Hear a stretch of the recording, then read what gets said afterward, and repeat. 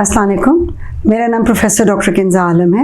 मैं वहाँ medical college में head of department of unit 1 हूँ और शाम में प्राइमेक्स मेडिकल कॉम्प्लेक्स पे 7 to 9 प्रैक्टिस करती हूँ।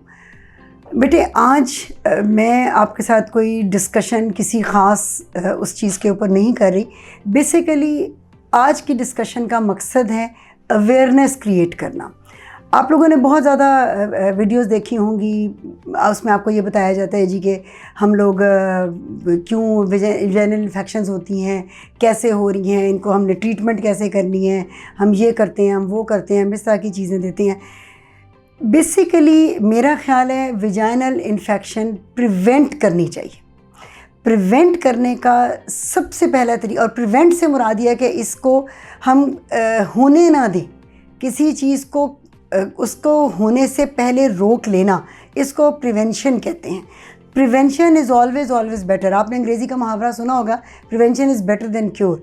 तो हम जब एक चीज़ को पहले ही ख़त्म कर देते हैं तो फिर हमें उसकी इन्फेक्शन की ट्रीटमेंट नहीं करनी पड़ती, क्योंकि वेजाइनल इन्फेक्शन जिस खातून को हो जाती है उसके बहुत ज़्यादा चांसेस होते हैं कि ये बार बार होगी। हमारे पास मैक्सिमम ख़वातीन वो आती हैं जो कहती हैं डॉक्टर साहब हमने इलाज कराया था, हमने जब कोर्स किया उसके बाद में महीना 2 महीना ठीक रही, फिर मुझे हो गई। तो बेसिकली प्रॉब्लम कहाँ पर होती है कि जो पॉजिटिव फैक्टर है, यानी कि वो चीज़ जिसकी वजह से उनको इन्फेक्शन हो रही होती है, वो फैक्टर वहीं का वहीं होता है। तो जब तक हम उस फैक्टर को बीच में से नहीं निकालेंगे तो इन्फेक्शन को कैसे हम निकाल सकते हैं।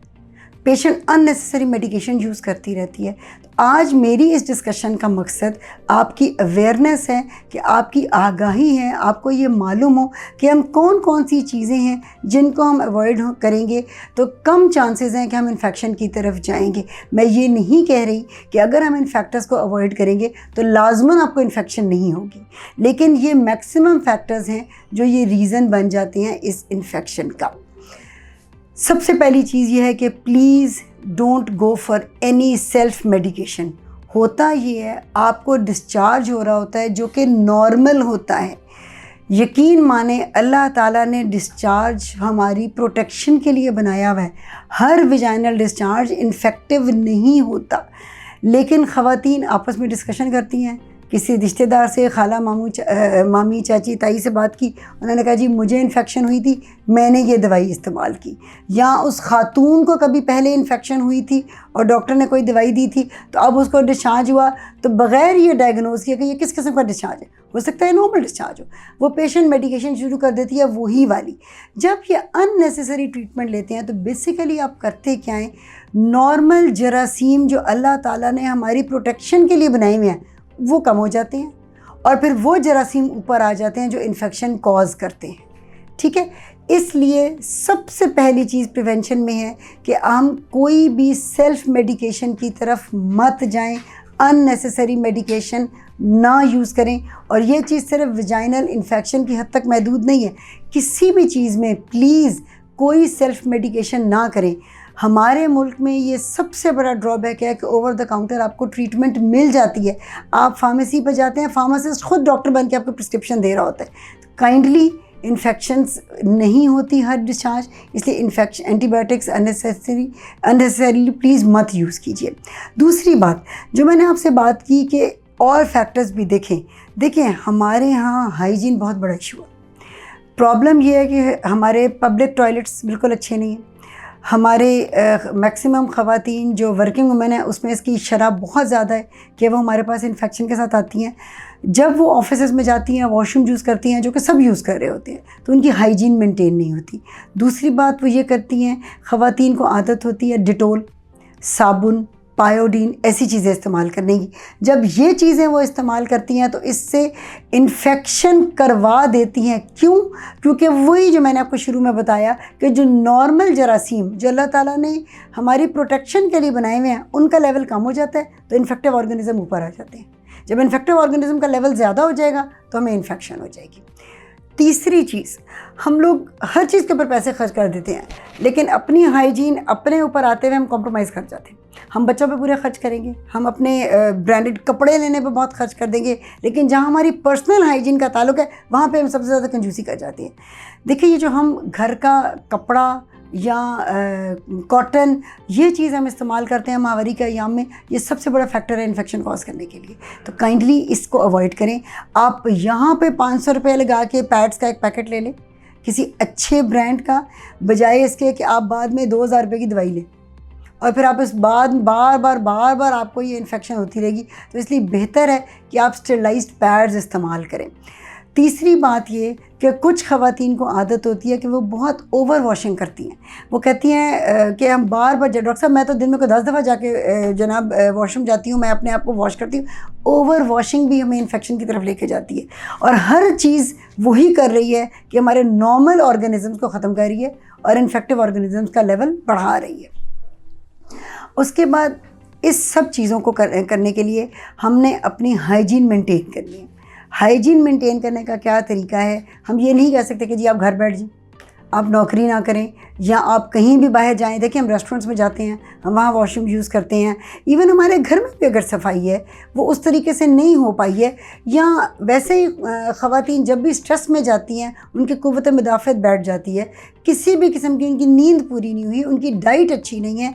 फिर हमारे मुल्क में खून की बहुत कमी है। जिन ख़वातीन में खून की कमी होती है वो ज़्यादा प्रोन होती हैं कि वो इन्फेक्शन डेवलप कर जाए।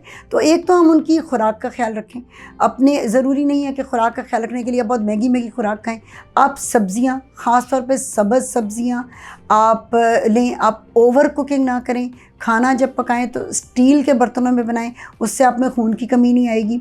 दूसरी बात ये कि आप अपनी हाइजीन के लिए कुछ वॉशेज़ होते हैं जो हम रिकमेंड करते हैं। मैं ये नहीं कह रही कि ये वॉश जब आपको इन्फेक्शन हो तो आप इस्तेमाल करें।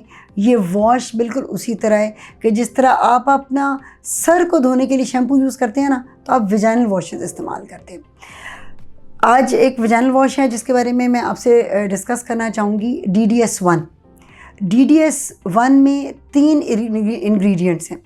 एक इसमें है टी ट्री ऑयल, एक इसमें है एलोवेरा और एक है लैक्टिक एसिड। ठीक है। टी ट्री ऑयल एक ख़ास किस्म की कुदरती जड़ी बूटी है जो वेजाइनल स्किन को सॉफ्ट रखती है और उसको इचिंग नहीं होने देती। सॉफ्टनेस और रिड्यूस ख़ारिश जो है ना, वहाँ पे ये हमारे लिए बहुत इंपॉर्टेंट है। अगर ये होगी, ख़वातीन उसको छीलेंगी, ख़ारिश करेंगी, उससे छिलेगा, छिलने से क्या होगा कि इन्फेक्शन होने के चांसेस बढ़ जाएंगे। दूसरी बात, एलोवेरा आप सब लोग जानते हैं। एलोवेरा हम लोग बहुत शौक़ से इस्तेमाल करते हैं। हम स्किन पे लगाते हैं, मुंह भी उससे धोते हैं। तो इसलिए एलोवेरा इसमें भी डाली गई है। एलोवेरा सिर्फ मुंह की स्किन को प्रोटेक्ट नहीं करती, एलोवेरा वेजाइनल स्किन में भी वही रोल प्ले करती है जो उसने फेस की स्किन पे करना होता है। करती क्या है कि ये हमारी वहाँ पे इन्फ्लेमेशन कम करती है, हमारी सोजिश का जो मिक़दार है वो कम करती है, जिससे हमारी स्किन प्रोटेक्ट होती है। स्किन के ऊपर एक प्रोटेक्टिव लेयर बना देती है। एलोवेरा जेल जो होता है ना, स्किन के ऊपर एक लेयर बना देता है जो हमें नज़र नहीं आती। उस लेयर से क्या होता है कि जब भी कोई जरासीम आते हैं जिन्होंने इन्फेक्शन करनी होती हैं, उससे टकरा के वापस हो जाते हैं, उसको इन्फेक्शन करने नहीं देती है। तीसरी बात, ये स्किन को एक ख़ास मकदार में जो है ना नशोनुमा देती है। उस नशोनुमा से स्किन फ्रेश रहती है। तीसरी चीज़ है, हमारे पास आती है लैक्टिक एसिड। लैक्टिक एसिड जैसे कि नाम है कि ये एक एसिड है, लेकिन ये वो एसिड है जो हमारी स्किन को फ्रेश रखता है और जितने भी वहाँ पे जरासीम हैं उनको रोकता है। हमारे वो जरासीम जो इन्फेक्शन करते हैं उनका लेवल कम करता है और जो नॉर्मल जरासीम है उनका लेवल बढ़ाता है। इससे भी वो हमारी skin maintenance, vaginal hygiene maintenance में अहम रोल अदा करता है।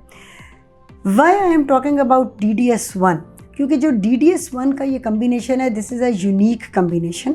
ये कम्बिनेशन हमारे पास अवेलेबल नहीं। हाँ, एक और ब्रांड है जिसमें ये है, लेकिन DDS1 की और उस ब्रांड की प्राइस में तकरीबन 200 रुपीज़ का फ़र्क है। और कॉस्ट मैटर्स। जब एक चीज़ हमें कम पैसों में उतनी ही इफ़ेक्टिव मिल रही है तो हम उसको क्यों ना इस्तेमाल करें। तो मैं आपको रिकमेंड करूँगी कि प्लीज़ आप बेशक पूरा महीना इस्तेमाल ना करें, रादर पूरा महीना वैसे भी इस्तेमाल ना करें। सिर्फ ख़ास तौर पे जिन दिनों में आपको पीरियड्स आए हों या हस्बैंड से मिलने के बाद आप इंटीमेट वॉश का इस्तेमाल ज़रूर कीजिए। और इसको इस्तेमाल करने का तरीका ये होता है, अपने आप को थॉरली खुले पानी से धोइए, कोई साबुन, डिटोल, पायोडीन नीचे नहीं लगानी है। उसके बाद थोड़ा सा वॉश हाथ पे ले लें। हाथ पे लेने के बाद उसको अपने निचले हिस्से पे लगाइए, 2-3 मिनट लगा रहने दीजिए। 2-3 मिनट के बाद जिस तरह आप सर में शैम्पू के आप वो लगा रहने देते हैं, फिर खुले पानी से आप धो दीजिए। आप सिंपल इस्तेमाल है, इसको वंस अ डे आपने इस्तेमाल करना है। ख़ास तौर पे आपको जब पीरियड्स हुए हों और मियाँ से मिलने के बाद इन दिनों में आप इसको ज़रूर इस्तेमाल कीजिए, ताकि आपके इन्फेक्शन ना हो। और इन्फेक्शन नहीं होगी तो आप खुश, हम खुश। Thank you very much.